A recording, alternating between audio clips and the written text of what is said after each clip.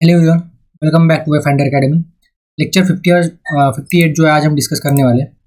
Post modern period को हमने start किया था, जिसमें हम काफ़ी कुछ कवर कर चुके हैं, जैसे कि कॉन्टैक्ट विद आउटसाइड वर्ल्ड जो है हमने डिटेल में कवर किया है। ठीक है, पॉलिटिकल इन्वेजन जो किस तरीके से हुआ है, फिर जो पॉलिटिकल हिस्ट्री है उसमें किस तरीके से चेंजेस आए थे, और किस तरीके से ये जो टाइम पीरियड है एक तरीके से पॉलिटिकल पॉइंट ऑफ व्यू से थोड़ा डिस्टर्बेंस वाला था, ये हमने पिछले कुछ लेक्चर्स में देखा था। फिर अर्बन सेंटर्स की ग्रोथ हमने देखा, फिर है ना कॉइनेज के बारे में हमने डिटेल में डिस्कस किया था। सोशल कंडीशन को हमने काफ़ी डिटेल में कवर किया है, लिटरेचर को हम कवर कर चुके हैं। आज हम क्या करेंगे, आज हम जो डेवलपमेंट ऑफ रिलीजन है इस टॉपिक को कवर करने की कोशिश करेंगे, और नेक्स्ट जो लेक्चर होगा उसमें हम स्पेशली बुद्धिज्म और महायाना बुद्धिज्म के बारे में डिस्कस करेंगे। तो आज भी बस क्या करेंगे आज हम एक काम करेंगे, आज हम हिंदुइज्म और जो जैनिज्म है ना इस टाइम पीरियड में किस तरीके से देखा गया और किस तरीके से या फिर कौन सी चीज़ें जो है वो डेवलप हुई है इस टाइम पीरियड में, इसको थोड़ा कवर करने की हम कोशिश करेंगे।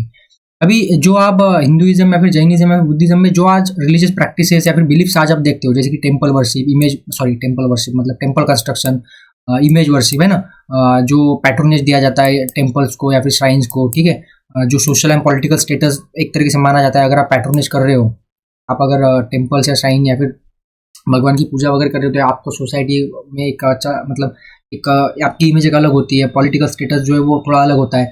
तो राजा महाराजा भी यही किया करते थे कि ये टेम्पल बिल्डिंग्स वगैरह एक्टिविटीज़ में काफ़ी इन्वॉल्व रहते थे, ताकि उनको थोड़ा वैलिडेशन जो है वो ब्राह्मणिकल क्लास से मिल सके। ठीक है, तो समाज में इसका एक पॉजिटिव जो है मैसेज उनके इमेज का जाता था। तो इसी पॉइंट ऑफ व्यू से पैट्रोनेज जो है देना काफ़ी इंपॉर्टेंट माना जाता था इस टाइम पीरियड में। और जो इसके अलावा 6 जो क्लासिकल फिलोसॉफिकल जो स्कूल्स है ना हिंदुइज्म में, वेदांता फिलोसॉफी के, वो भी इसी टाइम पीरियड पे डेवलप हुए थे। वैशेषिका स्कूल है ना, अद्वैत स्कूल, फिर योग स्कूल, तो ये सारे 6 जो स्कूल्स है ये भी इसी टाइम पीरियड पे डेवलप हुए थे। रिलीजियस टीचर्स हो गए, सेंट हो गए, गॉड एंड गॉडेसेस, इनकी पूजा करना, इमेज वर्शिप मतलब एक तरीके से इमेज वर्शिप वगैरह जो है यही से स्टार्ट हो चुकी थी। तो चलिए फिर अभी देखते हैं आगे, सबसे पहले हिंदुइज्म को कवर करने की कोशिश करते हैं हम। तो जैसा कि मैंने अभी आपको बोला है कि पोस्ट मॉडर्न पीरियड जो है that witness the emergence of those principles of religious belief and practices that we popularly recognise as Hinduism today. मतलब आज हिंदुइज्म में जो हम चीज़ें फॉलो करते हैं ना, जो आज आप जैसे आपको हिंदुइज्म दिख रहा है, जो लोग आज प्रैक्टिसेस रिलीजियस प्रैक्टिसेस वगैरह जो परफॉर्म कर रहे हैं, जो बिलीफ्स है, वही बिलीफ जो है ना वो पोस्ट मॉडर्न टाइम पीरियड से डेवलप होना स्टार्ट हो चुके थे। जैसे आप देखते हो कि त्रिमूर्ति का कंसेप्ट हम काफ़ी मतलब मानते हैं इसमें, है ना, Brahma Vishnu Mahesh.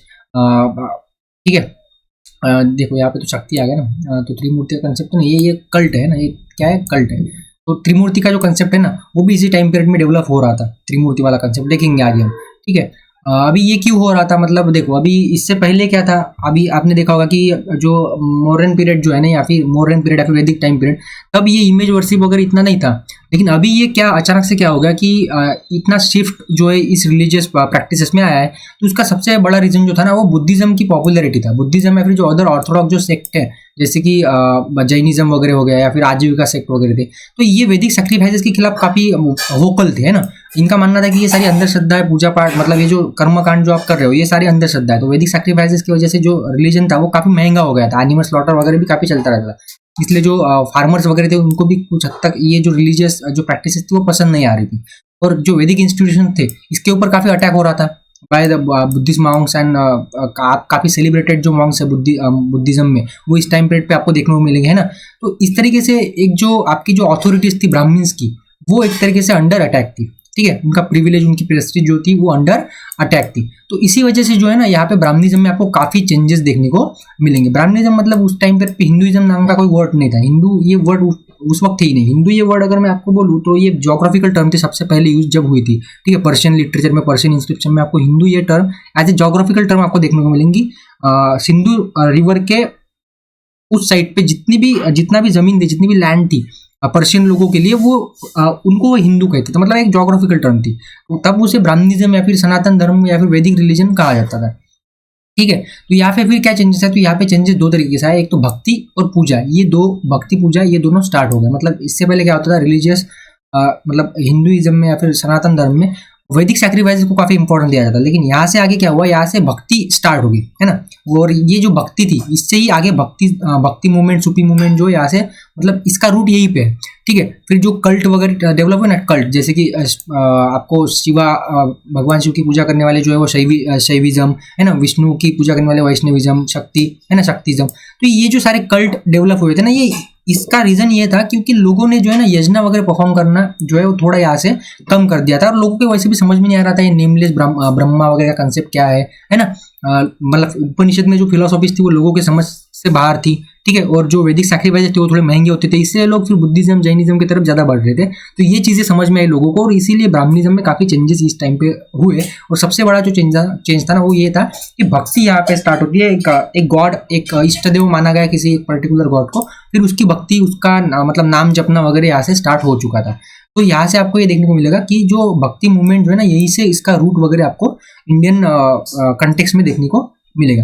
The coexistence of worship of 3 gods and goddesses, 3 gods मतलब कि ब्रह्मा विष्णु महेश वगैरह, और गॉडेसेस भी है। मतलब कि देखो हिंदुइज्म में ऐसा पॉलीथेइस्टिक रिलीजन है एक तरीके से, ये यहाँ पे ऐसा कोई एक भगवान तो नहीं है ना हमारे यहाँ पे, जैसे कि जो है वो हम विष्णु को भी मानते हैं, ब्रह्मा को भी मानते हैं, शिव को भी मानते हैं, गणेश की भी पूजा करते हैं। तो जो सनातन धर्म है इसमें पॉलीथेइज्म को ज्यादा मतलब पॉलीथेइज्म वाला रिलीजन है ना। तो यहाँ पे क्या है कि यहाँ पे देखो मोनोलैट्री का कंसेप्ट यहाँ पे आ जाता है कि यहाँ पे लोग एक किसी गॉड को सुप्रीम मानेंगे, लेकिन बाकी जो गॉड्स है ना उसका एग्जिस्टेंस भी डिनाई यहाँ पे नहीं करेंगे। जैसे कि सपोज जो शैविस्ट है ना, या फिर जो वैष्णवाइट है, तो ये विष्णु को सबसे ऊपर रखेंगे, लेकिन बाकी जो है ना जैसे कि शक्ति या फिर शिव या फिर गणेश, इनकी भी पूजा करेंगे। तो इसे ही मोनोलैट्रिक कहा गया है, ठीक है। तो हिंदुइज्म में हिंदू रिलीजन को मोनोलैट्रिक रिलीजन भी यहाँ पे कहा जाता है। इसका सबसे बड़ा रीजन ये था क्योंकि हम पॉलीथेइस्टिक है, और इसमें जो है वो belief in supreme God, but they also acknowledge the existence of other God also. तो ये यहाँ पे काफी इंपॉर्टेंट कंसेप्ट है।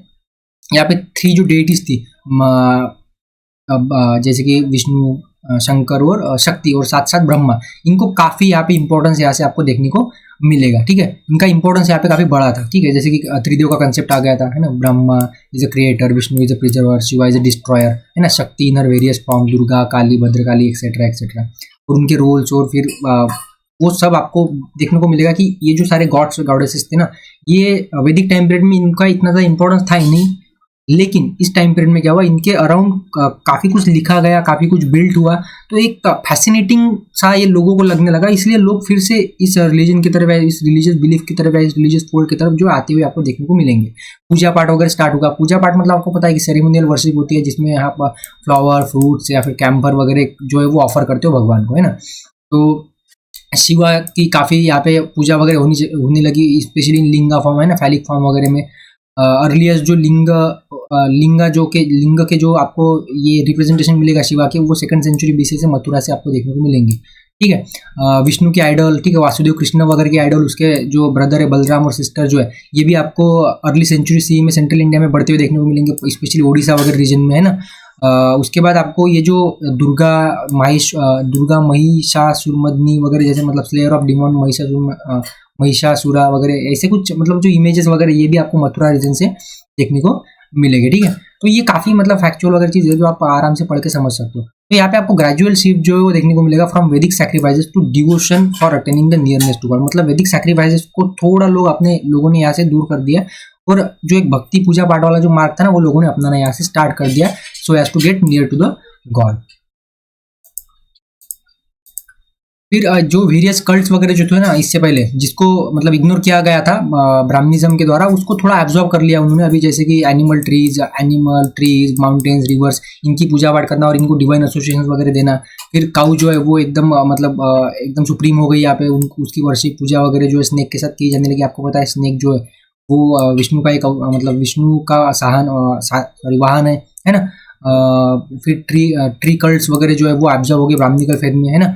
पीपल ट्री, वट पूजा वगैरह आपने सुना होगा, बनियान ट्री की होती है। तो ये सारे जो कल्ट्स है वो एब्जॉर्ब होना धीरे धीरे स्टार्ट हो गया। मतलब एक तरह से ब्रॉडर जो एस्पेक्ट है हिंदुइज्म के, वो यहाँ से आपको ओपन होते देखने को मिलेंगे। तुलसी की जो पूजा होती है, तुलसी विवाह वगैरह भी आपको आज भी देखने को मिलेगा। कृष्णा जो है वो आज भी इसकी जो है कृष्णा भगवान की जो है वृंदा से जो है शादी होती है हर साल, तुलसी पूजा मतलब जो होता है वहाँ पे। तो ये सारी चीज़ें जो इस टाइम पीरियड पे डेवलप होती है आपको देखने को मिलेगी। मतलब कि आप देख सकते हो कि जो जितनी भी फैमिलियर चीज़ें आप ऑब्जर्व करते हो आपके डे टू डे लाइफ में इन हिंदुइज्म, ये सारी यहाँ से स्टार्ट होती है आपको देखने को मिलेगी। तो फिर स्टेटस क्या था वैदिक रिचुअल्स का इस टाइम पीरियड में? तो 200 BC से लेकर 300 सी, ये जो 500 साल का टाइम पीरियड है, यहाँ पे भी आपको कंटिन्यूअस जो इंपॉर्टेंस है वैदिक रिचुअल्स का वो देखने को मिलेगा। जैसे पुष्यमित्रा शुंग जैसे कुछ रूलर्स है, या फिर सातवाहना जैसे रूलर्स है, इश्कवाकु जैसे रूलर्स है, इन्होंने वैदिक सैक्रिफाइसेस परफॉर्म किए है ना। जैसे कि कुछ कॉइन्स वगैरह जो है उसमें भी आपको वैदिक सैक्रिफाइसेस, वैदिक पोस्ट जो है उपास वगैरह वो देखने को मिलेगी। राजस्थान में ऐसे कुछ एविडेंसेस मिले हैं। ठीक है, एक्सकवेशन अगर आप मथुरा में अगर देखो तो वहाँ पे कुछ पिट्स मिले हैं ना, जैसे कि होम हवन करने के लिए ऐसे पिट्स वगैरह, खड्डा वगैरह होता है ना, फिर आजू बाजू में सब लोग बैठ के ऐसे पूजा वगैरह करते हैं। तो ऐसे जो पिट्स वगैरह जिसमें एश, एनिमल बोन्स, ठीक है ना, क्योंकि एनिमल्स की बलि वगैरह दी जाती थी उसमें, फिर पॉटरी वगैरह ये भी आपको यहाँ पे देखने को मिलेंगे। ठीक है, अश्वमेध सैक्रिफाइस वगैरह परफॉर्म हुए हैं to legitimise the position of kings वगैरह, है ना। फिर अब अगर आप देखो तो ये जो वैदिक सैक्रिफाइसेस थे ये ना पॉपुलर लेवल पे इतने ज़्यादा हुए नहीं थे। मतलब कि अभी यहाँ पे जो वैदिक सैक्रिफाइसेस थे ना वो एक इलिटिस्ट लोगों की तरह ज़्यादा मतलब बढ़ चुके थे ना। पॉपुलर लेवल पे इनकी जो प्रैक्टिस थी वो थोड़ी कम हो गई थी, और इनका जो शिफ्ट था ना वो अभी सैक्रिफाइस सेंटर्ड रिलीजन से जो है ना वो थोड़ा आप भक्ति या फिर पूजा पाठ के तरफ बढ़ चुका था, है ना। लोगों ने थोड़ा वैदिक सैक्रिफाइस से थोड़ा मतलब एक तरीके से किनारा कर लिया था। सिर्फ राजा महाराजा वैदिक सैक्रिफाइस वगैरह परफॉर्म करते थे, और पॉपुलर लेवल पे क्या होगा आपको यहाँ पे सैक्रिफाइस सेंटर्ड जो रिलीजन है वो शिफ्ट होता हुआ देखने को मिलेगा टुवर्ड्स द भक्ति सेंटर्ड रिलीजन। ठीक है, अभी जो नेक्स्ट टाइम आ रहा है थोड़ा जैनिज्म के बारे में हम थोड़ा पढ़ते हैं, जैनिज्म के बारे में थोड़ा समझने की कोशिश करते हैं।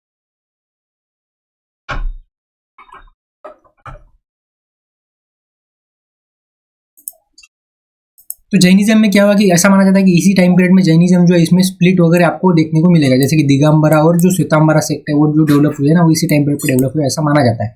हाँ, लेकिन इसकी डेवलपमेंट किस तरीके से हुई है पिन पॉइंट तो कोई बता नहीं सकता, लेकिन ऐसा माना गया है कि 300 सी के आसपास ही ये हुआ होगा। अभी देखो यहाँ पे दो थेरीज है, एक दिगंबरा ट्रेडिशन जो थेरी देती है वो जो श्वेतांबरा ट्रेडिशन की जो थेरीज है उनके अकॉर्डिंग।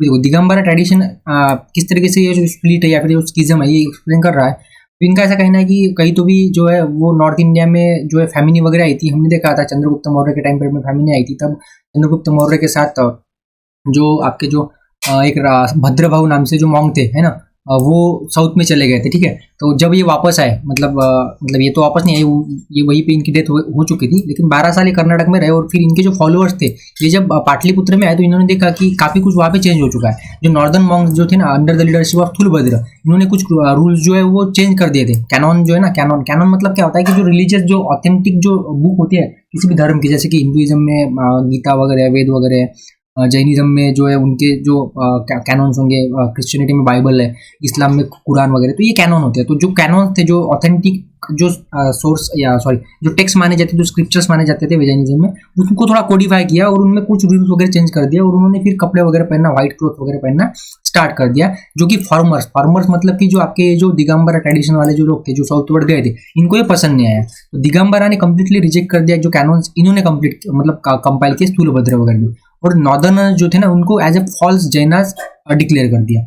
तो यहाँ से फिर दोनों के बीच में डिफरेंसेस वगैरह आपको यहाँ पे देखने को मिलेंगे। मतलब कि मोनास्टिक जो डिसिप्लिन है, जो रूल्स है, इन रूल्स के में जो डिफरेंसेस आए थे, जो मतभेद आए थे, उसी की वजह से दिगंबरा जैनिज्म जो सेक्ट मतलब दो जो अलग अलग सेक्ट है वो यहाँ पे क्रिएट हुए। दिगंबरा मॉन्क जो है वो एब्सोल्यूट रिनाउंसिएशन में मानते हैं, मतलब कुछ भी नहीं पहनना, बिल्कुल हमें क्या करना है, निग्रंथ बनना है। निग्रंथ मतलब कि हमें सारी की सारी ग्रंथियां जो है वो छोड़ देनी है, हमें हमारा पजेशन जो है किसी भी चीज़ के ऊपर होना चाहिए, इवन क्लोथ जो है वो भी हमें पजेस नहीं करने हैं। ठीक है, और जो श्वेतांबरा है वो व्हाइट गारमेंट्स वगैरह उनमें पहनना स्टार्ट कर दिया। तो दिगंबरा जो मॉन्क्स है इनको निग्रंथ वगैरह भी कहा जाता है। ठीक है, ये आपको याद है, निग्रंथ जिनकी ग्रंथियां जो है सारी खत्म हो चुकी है, जिन्होंने सारा पजेशन जो है वर्ल्डली पजेशन छोड़ दिया है।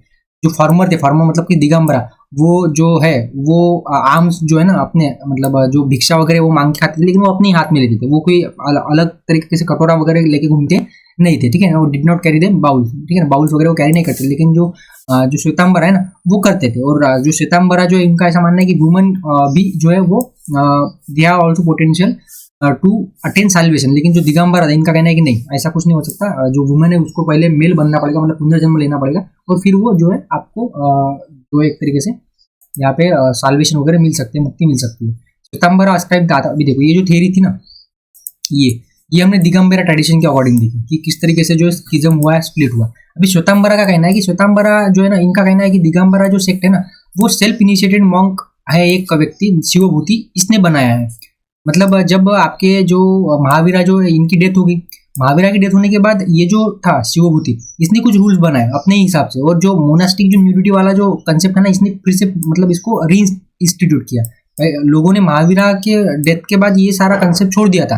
कौन सा? ये मतलब एक तरीके से न्यूडिटी वगैरह वाला। लेकिन मोनास्टिक न्यूडिटी का कंसेप्ट जो है शिवभूति ने खुद स्टार्ट किया है, तो इसलिए हम इसको नहीं मानेंगे, ऐसा इनका कहना था। और इसीलिए आप अगर देखो तो जो 4th सेंचुरी जो बीसी जो है ना, यहाँ से, क्योंकि 4th सेंचुरी बीसी में जो है वो साउथवर्ड माइग्रेशन हुआ था, 4th सेंचुरी बीसी में साउथवर्ड माइग्रेशन हुआ था। उसके बाद अगर वो 12 साल रह के वापस आए, तो देखो ये जो दोनों जो थ्योरी थे ना, ये थोड़ी हिस्टोरिकल पॉइंट ऑफ व्यू से थोड़ा डीबीएस है। डीबीएस मतलब कि क्या है, इसके ऊपर बिलीव करना थोड़ा मुश्किल है। लेकिन अभी इवेंचुअली हमारे पास मतलब हिस्ट्री क्या है, तो हमारे पास 2 सेक्ट है, एक दिगंबरा है, एक श्वेतांबरा है।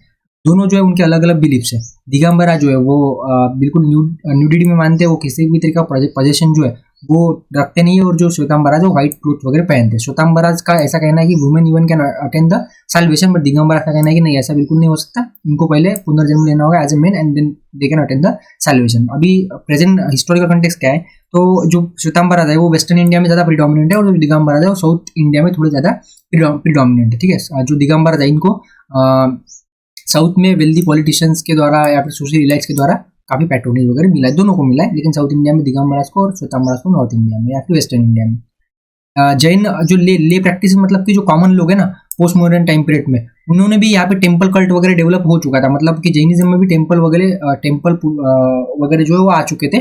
ले प्रैक्टिस, ले मतलब कि कॉमन लोगों के लिए है ना, कॉमन लोग यहाँ पे अभी आपको एक तरीके से टेम्पल वर्शिप वगैरह में इन्वॉल्व होती है, या फिर शाइन वगैरह जो है, शाइन वर्शिप, इमेज वर्शिप यहाँ पे आपको इन्वॉल्व होते हुए देखने को मिलेंगे। लेकिन खास बात यहाँ पे ये है कि यहाँ पे किसी भी तरीके के जो मोनास्टिक या फिर पिछली क्लास जो है इसका डोमिनेशन नहीं था, फिर इंटरमीडिएट नहीं था, खुद लोग पूजा करते थे, कोई पूजा पाठ करने वाला पंडित वगैरह वो नहीं था। अभी यहाँ पे आपको नंबर ऑफ जो इमेजेस जो है जिना की या फिर तीर्थंकरा की जो मिलेंगी ना, कनखली टीला जो मथुरा के आसपास साइट है वहाँ पे 200 BC के आसपास की, और उसके आगे भी जो है आपको देखने को मिलेंगी। और उदयगिरी और खंडगिरी के जो यहाँ पे भी आपको जैना मोनास्टिज्म के एविडेंसेस देखने को मिलेंगे। 1st सेंचुरी सी का एक इंस्क्रिप्शन है हंती गुफा का, खारवेला किंग के। यहाँ पे जिना मतलब कि जिना की जो इमेज है वो बताई गई है, तो मतलब कि इमेज वर्शिप जो है वो काफी पुराना कंसेप्ट है यहाँ पे। कहाँ पे? आपके जैनिज्म में भी यहाँ से ये प्रूव हो जाता है। मतलब कुछ हिस्टोरिकल एविडेंसेस जो है आप इसके बेसिस पे बोल सकते हो। अभी आर्कियोलॉजी का क्या कहना है about the split and monastic nudity. अभी ये जो थे ना हमने जो देखे अभी, ये तो ट्रेडिशंस कह रहे हैं, ये जो टेक्स्ट बुक्स कह रहे हैं, लेकिन आर्कियोलॉजी क्या कहते हैं कि ज्यादा जो भरोसेमंद या फिर ऑथेंटिक जो सोर्सेज होते हैं आर्कियोलॉजिकल सोर्सेज होते हैं। तो आर्कियोलॉजिकल एंड इंस्क्रिप्शनल अगर एविडेंस देखे तो इसमें आपको ग्रेजुअल मूव देखने को मिलेगा among the Jain Monks from practice of total nudity toward the wearing cloth. मतलब टोटल न्यूडिटी वाली जो प्रैक्टिस थी उससे कपड़े पहनने तक का जो ये सफर है थोड़ा ये ग्रेजुअल है, एकदम एब्रप्ट चेंजेस यहाँ पे नहीं आए। ठीक है, जैसे कि दिगंबरा श्वेतांबरा ट्रेडिशन में बोला गया है। अभी जितने भी अर्ली तीर्थंकरा जो है ना, इनकी इमेजेस आपको मथुरा से मिलेंगी, वो सारी नेक्ड है।